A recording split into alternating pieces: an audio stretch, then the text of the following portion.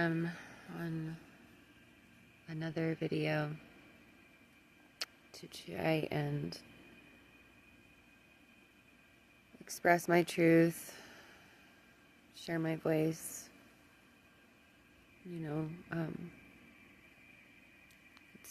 It's a very compounded situation, and it's like, where does one even begin?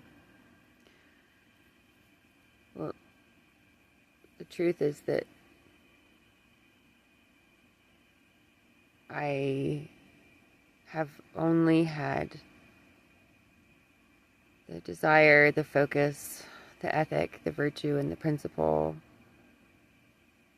to provide for my children what I felt like was the best opportunity for them to develop in their true selves, free of the conditioning and the corruption of the world, to the greatest degree possible,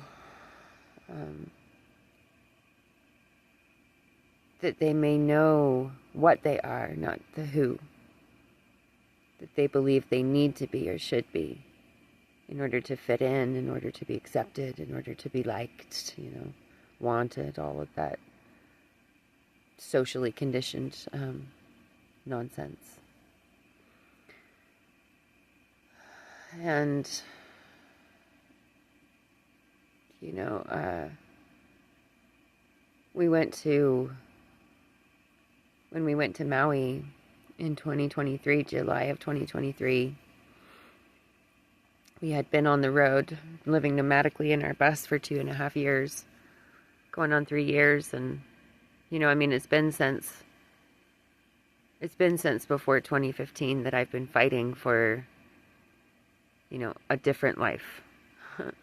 And by that I meant, a homestead, off the grid, self-supporting, self-sustaining,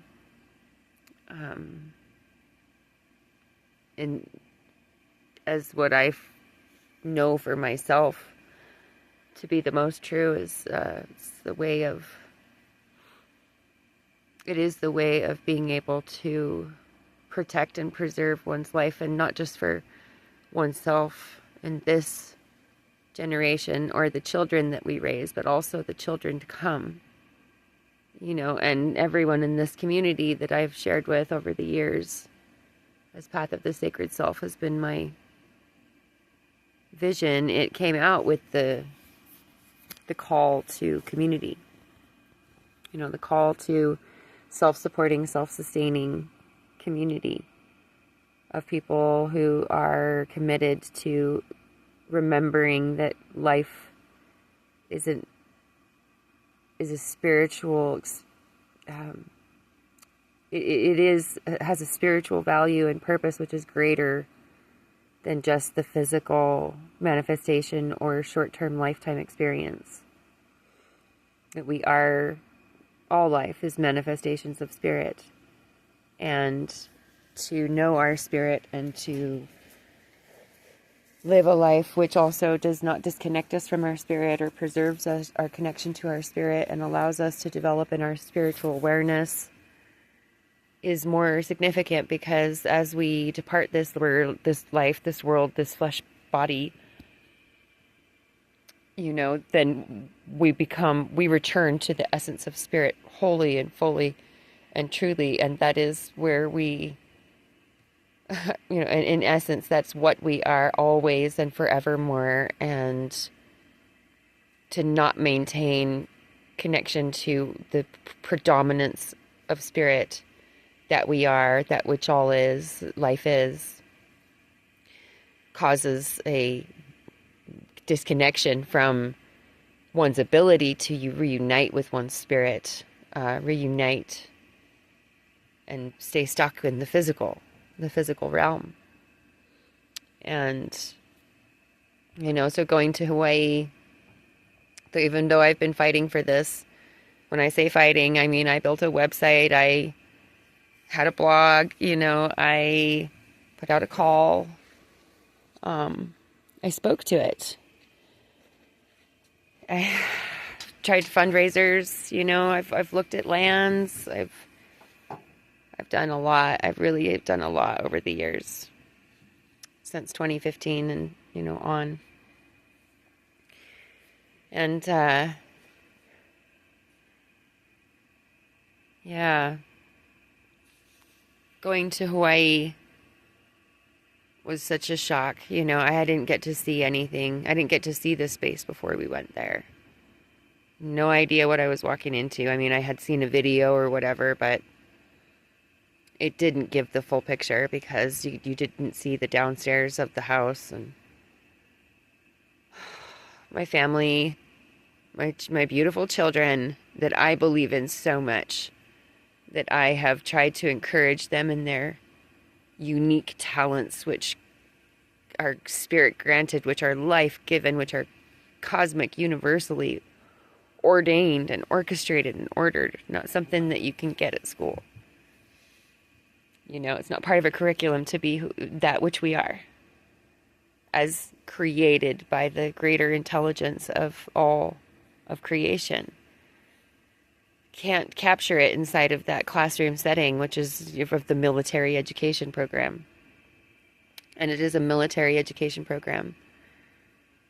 So this house was rat infested, full of garbage downstairs, mold and mildew, down in a mud bog in a canyon, in a wet jungle, overgrown, far away from anyone else. Big long walk, to get up the driveway to go out to a road that really didn't take you anywhere but people's houses either. Far, far away from everyone, and just like so. It was just even like a small home. It was a small space for 5 adult-sized people and children. And I just have been feeling, that, and it's been going on for 10 years where I've been being alienated from the family.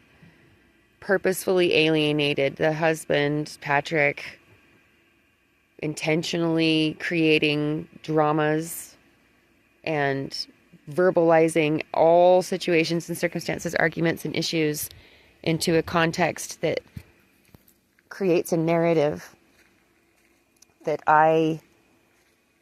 he's being injured somehow by somebody asking him to be accountable, to be responsible, to speak the truth. Extreme narcissistic behavior.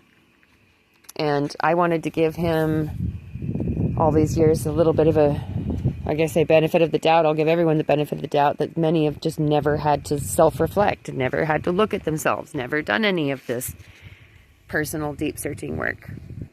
And so they don't know how, and I'm willing to be compassionate to that because I myself have had more than most average people have to go through. And, but the reality is that it became so distorted in his way of telling things that even the children began to be confused about whether or not they should pick a side, and when I'm trying to express to them my concerns about the behavior, then they feel like I'm trying to pick on their father, or I'm saying they shouldn't love their father or something, which is just absolutely distorted. It's a distorted perception, and that distorted perception was fed by repeated demonstrations by their father. It's a narrative, but I did everything I could, it never settled. We could never be settled. I could never feel settled. I could never feel like our house was in order, that we could organize things peacefully, that I could set it up in such a way that everyone was able to receive what they needed. It took 5 different rearrangements just to make sure everybody had like a bed space. Even that, having one of my children have to be in a curtain bed in a open room, and the children are always ending up in one child's bedroom. The oldest child, he really needed to just get out of the house, and I asked her to get out of the house many times because she has an unhealthy relationship with her father. And, all of this stuff deserves a lot more extensive discussion about each item than just to brush over it. I don't like to do generalizations. It's not fair. It's not fair to anyone or the situation. It doesn't do justice to the truth of things. But as things were escalating and getting worse and worse and worse and worse and worse and worse, and I felt that the impact on the children's long-term psychological well-being and health and their future family relationships and partnerships that they would have was starting to become at risk as a result of the way that the communication breakdown and violence between their parents continues. The violence against me began to increase, and I genuinely felt as though I was being ganged up on. It was creating a situation of danger for me, where now it's not just the partner, it's actually also my 3 children who are bigger than me now. My son raised his hand to me like he was going to punch me. He stood up behind his father when he's gaslighting me to say things like, yeah, to gaslight me too. And I just would never stand for it. And it was making me frantic. And, it started to make me realize exactly what was actually going on with my partner. And I began to have surfacing trauma memories and repressed and suppressed traumas that had been deeply affecting the relationship. And I realized that the way he was treating me was the same kind of way that rapists treat, abusers and rapists treat their victims. And it was just like, boom, there it was. I remembered I had been raped, by him, and that it wasn't just a rape. He had video recorded it, which I didn't actually see for some months, maybe 6 months to a year after it had happened, when I first saw the video. And I realized that he had recorded the whole thing. Like, it wasn't just this one-off occasion where we had both drank too much or something. And I kind of blamed myself for having drunk alcohol and been too drunk to be able to fight him off.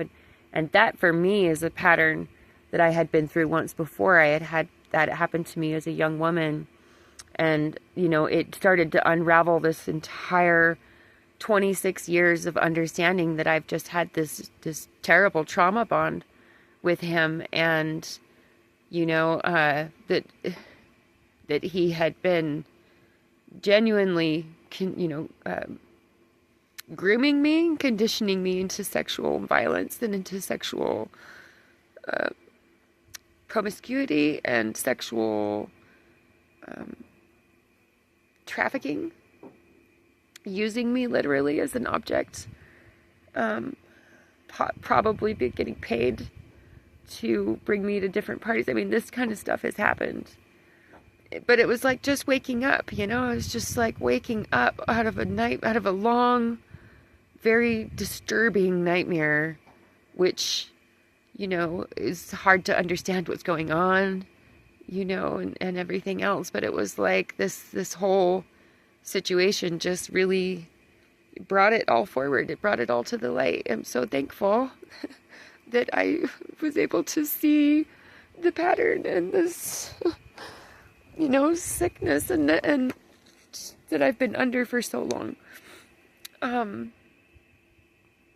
But I realized that I was baby trapped too, that my children, unfortunately, have also been groomed and positioned to be sex trafficked.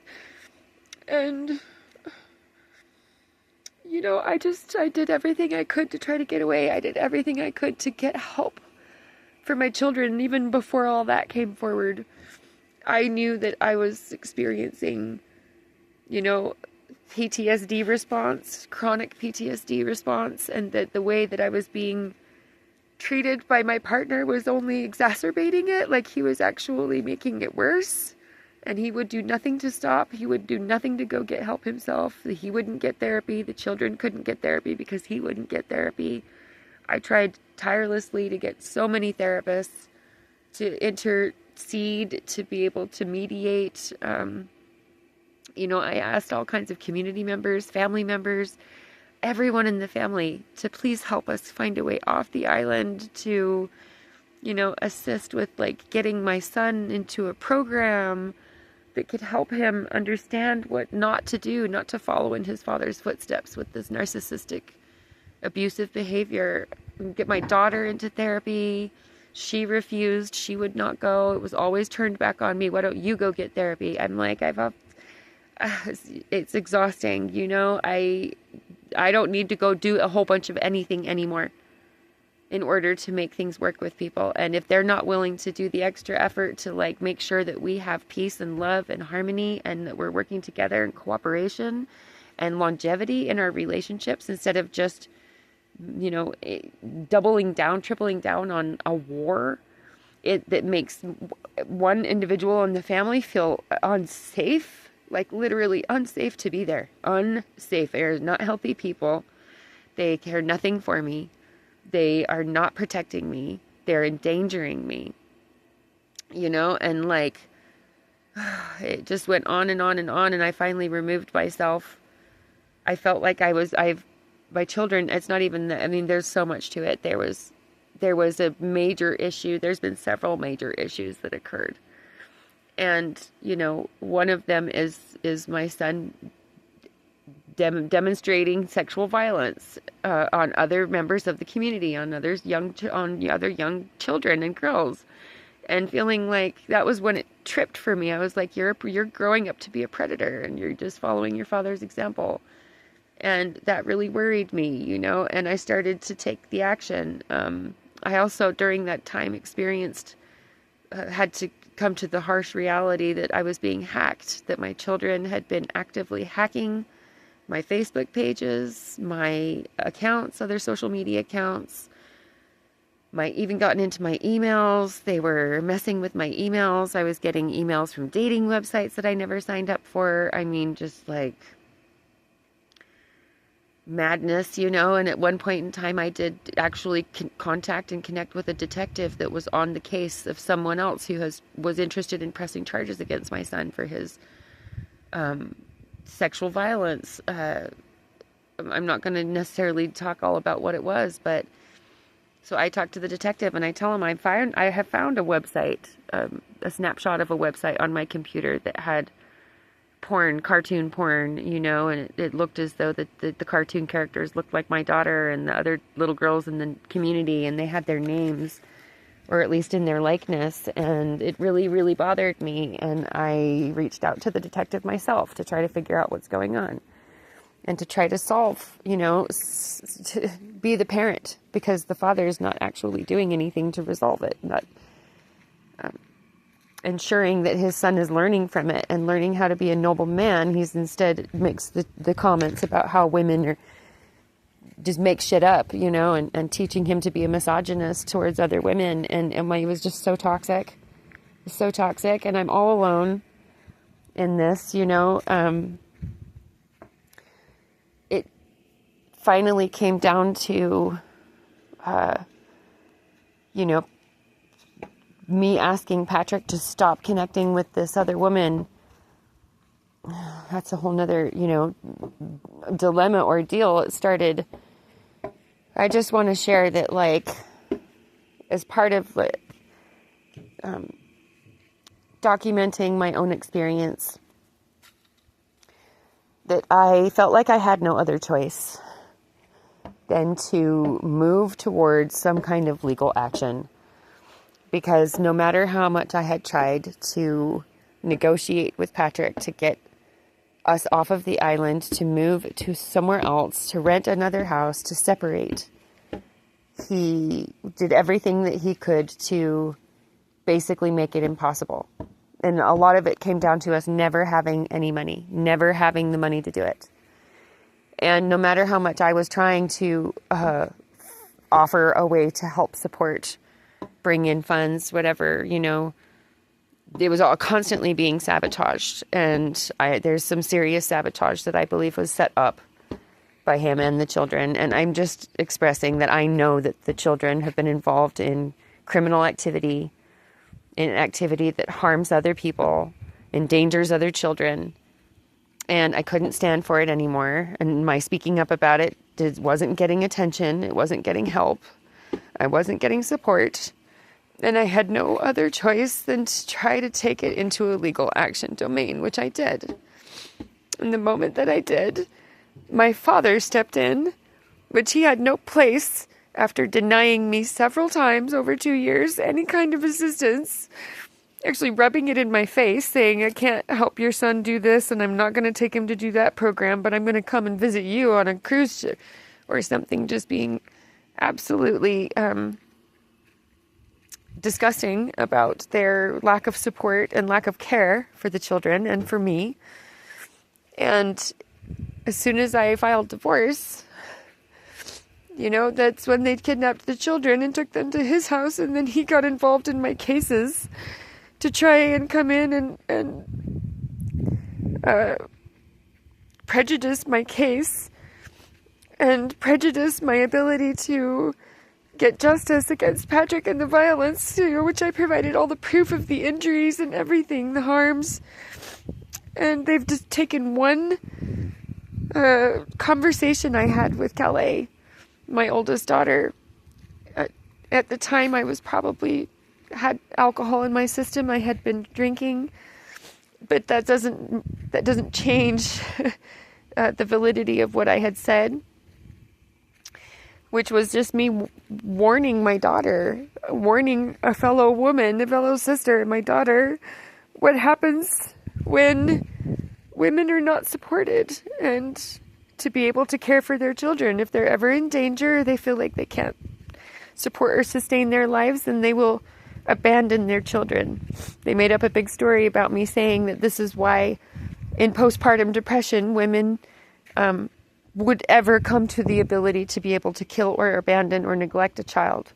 And they've distorted everything I've said, that I threatened to kill my children, which I did not. I absolutely did not. And now they understand what I'm saying. They understand what I'm saying about how I would have to leave. I would have to run for my life even, and I did that. I had to run for my life to protect myself because I felt like actually I'm in danger with all of them. And maybe they'll come to understand one day. But that is not what happened.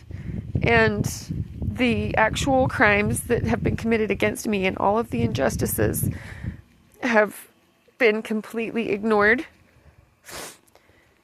And they've obstructed and interfered with my cases. And, they got me into a reactive situation, a very reactive state, where I'm fearing for my life because I have been dominated and aggressed upon and abused like this by my father my entire young life. There's been numerous times when they have, physically forced me into some kind of medical program or psychiatric hospital, not because I have any issues, not because I have any instabilities, but because they're wanting to control me. And it's like a whole life of understanding what this narcissistic abuse is about. And it's something to write a story about, and at this time, I'm unable to constructively figure out how to move forward with my legal actions, just like keeping me in survival mode and keeping me in a struggle has made it a constructive interference with my ability to actually pursue justice in the courts, to pursue my legal process, which is an ordeal, is such an ordeal. And, after having everything stolen, that just made it so much harder because now I don't even have access to a certificate of live birth to be able to replace my passports. Every effort that I've made, like my social security number is not even registering. And the only reason I wanted the divorce case was so that we could sort out what was going on with our money, because I believe he's been stealing from me. I believe he's had savings that he's been putting away, and he's been lying about how there's no money for us to be able to move, for my children to have educational programs, for them to be able to actually and he did not support me in disciplining the children or in making sure that they were doing some kind of educational learning. He was promoting them to just basically fuck around, play video games, and, indulge, live an indulgent lifestyle and think too much about their social reality, which is not what we did at all before Hawaii. He took them to Hawaii and threw them into a world that they were not prepared for, that they had never really been a part of, and they fell really deeply into just corruption and crime, and that's what he wanted them to do. There's a lot. There's so much. This is really what put me in this situation. And I've been heartbroken, deeply, deeply heartbroken by not only the betrayal of, my 25-year partner, and then also of my children, but of my family members, the entire family. Like, there's no family members, no one I considered as friends or community from the past. Just like so many, nothing but enemies. And for years I've been saying I don't do friends because friends and enemies are two sides of one coin. That I have walked a path and taught my children to see everyone as their brother and sister of creation. Friend and enemy is a social construct, and it keeps us divided.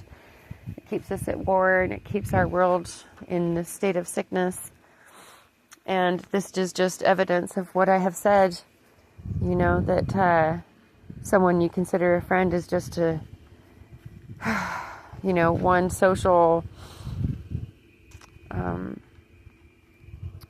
dynamic away from being your enemy, should it suit them in a world of power games and dominance. It's very sad to me. It's very sad. It's always been sad, my observation of how things are operating, and it is something difficult to hold space for within myself and even be able to share with others, which I've done for years. I've done to try and bring a word of awareness and a different frequency of seeing and understanding, our existence, basically where we are in this existence, where we stand in reference to each other and all things and the greater totality of life.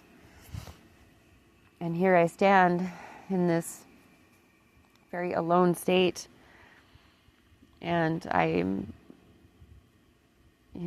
needing to put that out there that, it really is a neglect and abandonment from those who are meant to be our greatest supports, intended to be our greatest supports. We don't have our family, our community to help sustain each other, and I mean sustain each other, not a one-sided story, which is where a community sustains the one, but the one doesn't contribute to the community. It's a holistic, it's a whole organism, and this is what the community dream that I had put out in the past is all about. Is understanding how we are a whole organism and how we can restore that in ourselves, in each other, and in a way of living on the earth. And now I'm this living proof and evidence of just how detrimental the situation is when there's not a sense of a whole organism at play. As I said, I don't know if I could have done.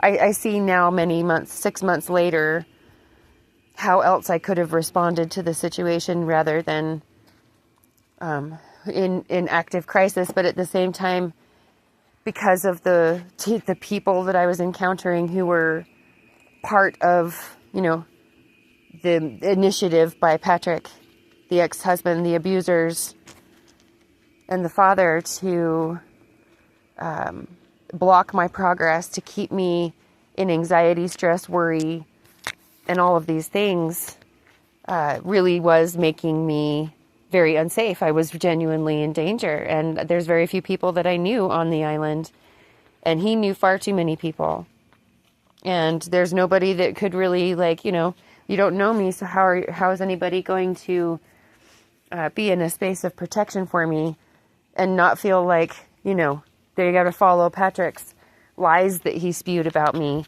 telling random strangers, that I have some mental instability or something, so that he can cover up any responsibility for anything he's ever done. It is so vicious and malicious and irrational, illogical, unreasonable, hateful, just hurtful, sick and disgusting.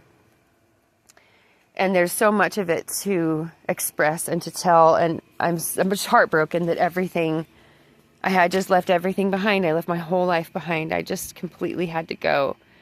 And I couldn't formulate how to even deal with these abusers when it comes to, getting anything from my life. So I just had to run. I just had to run, and I had to leave behind all my records. All my hard work, all my years of research and study and writings. My book manuscripts.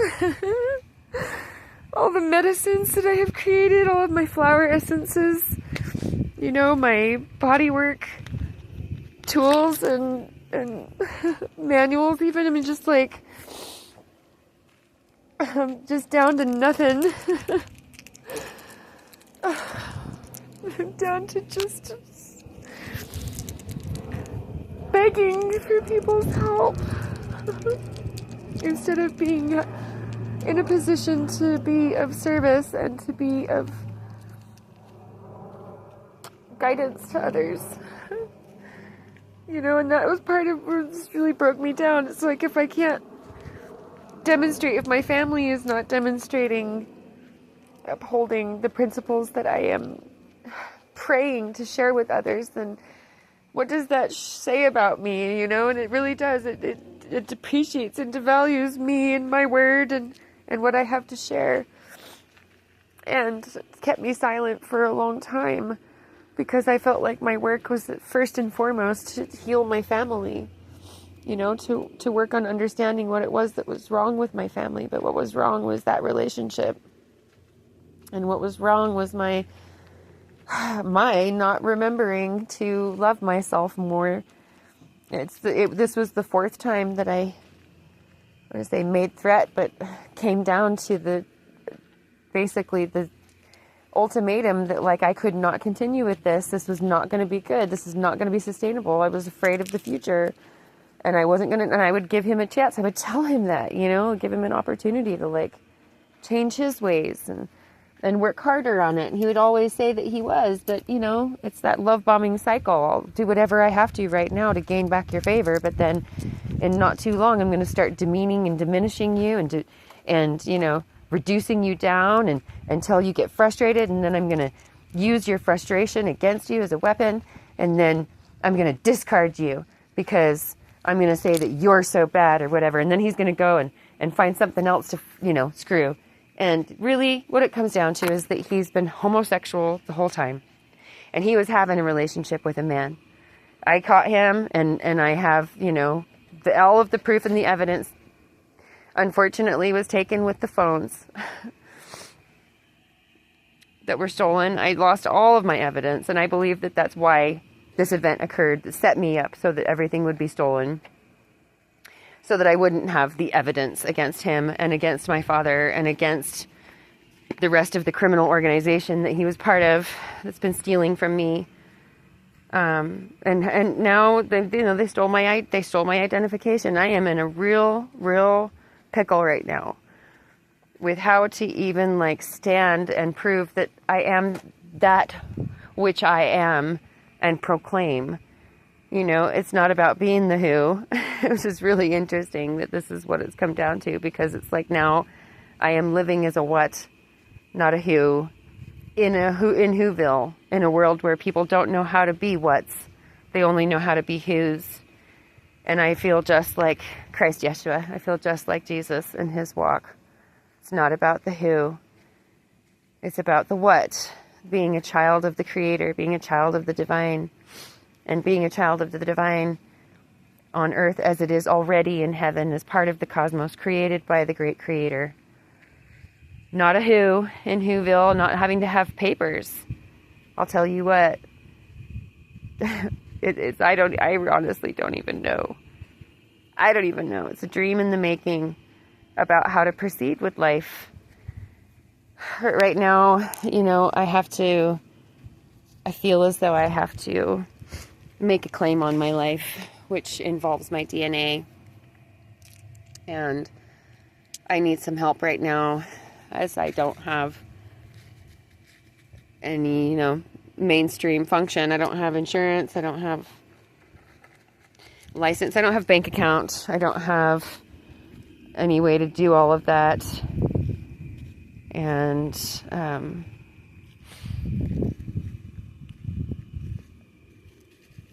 until I can get my claim of life, I don't know how I'll be able to reclaim any of the documentation that applies to me, prove that I am the one and only that has ever been associated with that account name, even though someone else is trying to steal it from me, and they have my fingerprints, my blood, my signatures that they can copy off of my documents and everything else. Like, I really need some high level assistance right now. I need like some military grade support, as I have military grade enemies, and I didn't even know it was coming down to this. But that's the essence and the gist of, what brought this situation on, what brought it to this point. And just really at the fundamental element was me caring about my children's well-being, and not just in the now moment, but like for the generations to come, for the future, and how all of that was just sabotage, just absolute sabotage, betrayal, by those that were supposed to be most intimate, most trustworthy, most caring. And it's left me with zero backup, zero support, slowly and steadily making some reconnections. Again, it's very difficult to trust anyone, especially those who have been associated with the partner in the past, and our relationship had anything to do with our partnership. I really have to work on recreating everything. And I did not want to abandon my children. I did not want to. I was getting ready to fight for them. All of this, the divorce was all about fighting for them. It was about fighting to make sure that they were with me and not having to endure this ordeal anymore. When they chose to leave and they chose to it's just like my father stole my children. And I've always felt that this was going to happen from my young age. I knew it. My instinct and intuition were always telling me that they were going to steal my children. So they stole my children, and they put me in a situation that I felt that I could not fight at the moment, especially at the moment, because they're using my emotions as a weapon against me. And I have had to do everything I can to honestly not expose myself and the emotional reality of my truth, of that could then be used to really, violate and strip me of my rights to my life or my liberty or my well-being, which I knew I knew then, and I've known is genuinely in danger. And it's disgusting, malicious, hateful, and, violent to use someone else's emotional expression as weapons. It is the most vile and foul of violence that we face. And it is at the root of all violence, honestly. The weaponization of emotions. And no, we don't have to stop being what we are, which is a living creature with emotional intelligence. It's part of our intelligence. That the enemy of life has definitely been manipulating our emotions for many, many millennia. And this is what the prophets were coming to teach. And this is what Christ Yeshua stood for also to speak. And this is what many of our indigenous medicine people and elders and healing ways have tried to extend, is this sickness within the mind of people, our species, which could be summarized as this phenomenon of narcissism, of needing to have power and control and domination over others, and the use of it to keep ourselves safe really is at the core of that. But to use emotional manipulation and psychological manipulation, and all of this is at its fundamental core. It is how the systems of dominant authoritarian police control, war control, maintains power and control over the populations is through the infliction of trauma, the creation of general trauma, and then the triggering of that trauma and the using of that trauma and those natural emotional expressions as weapons in order to justify further violence and dominant authoritarian control. And it's a vicious loop. It's a vicious, vicious loop.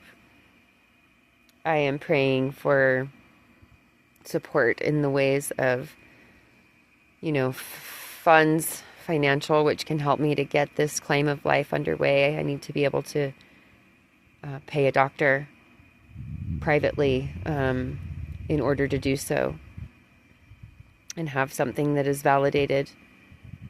And I also am in need of stable dwelling. I'm in need of stable dwelling, especially for this winter.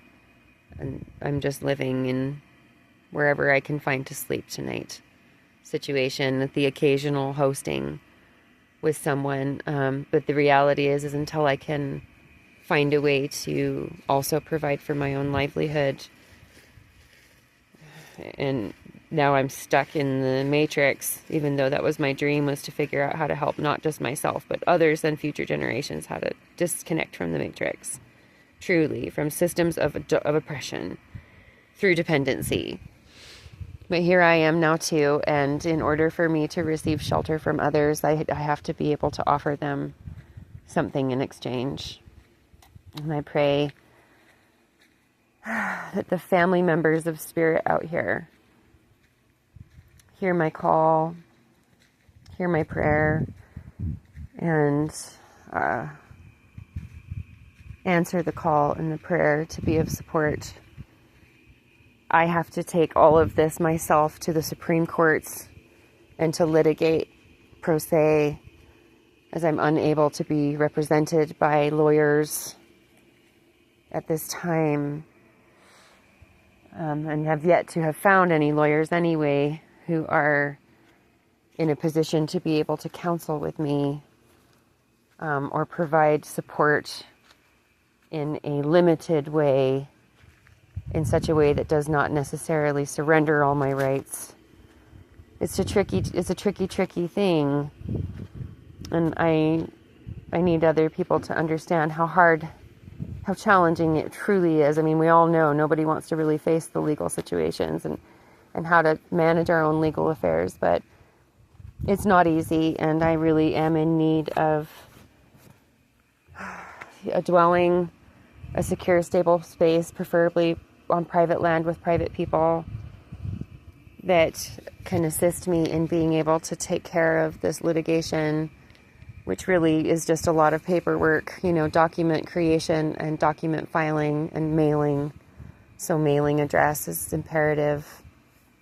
I am so grateful for the opportunity to be in exchange and to, be in contribution to a community, to a family, to a home space, to a land, in whatever way I'm able to, genuinely, to help out in such a manner that allows for me to also feel that I'm reciprocating, and that the reciprocation is equal for my ability to have a winter home and support with this litigation going forward, so that I may remedy this nightmare, receive remedy for all the injustice, and find a way to retrieve, reunite and recover my children, and also be able to provide for us, which is going to have to be buying land. So I am seeking, financial support advice.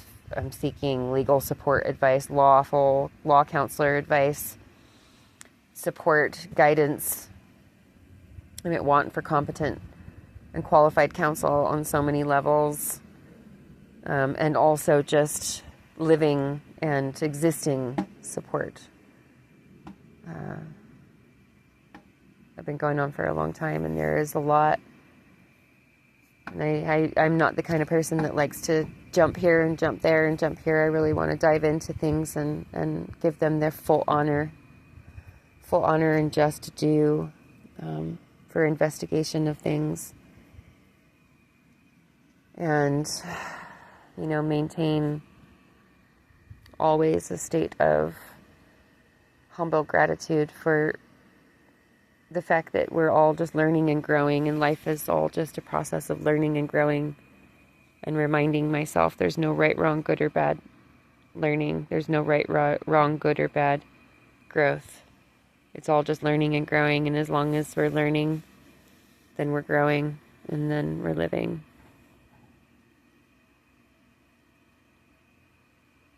Thank you for holding space for me while I move through this process. Thank you for believing in my mission and my calling. Thank you for joining me in this prayer of restoration of the sacredness of each one and all of the self. Help me to continue my mission. Not let this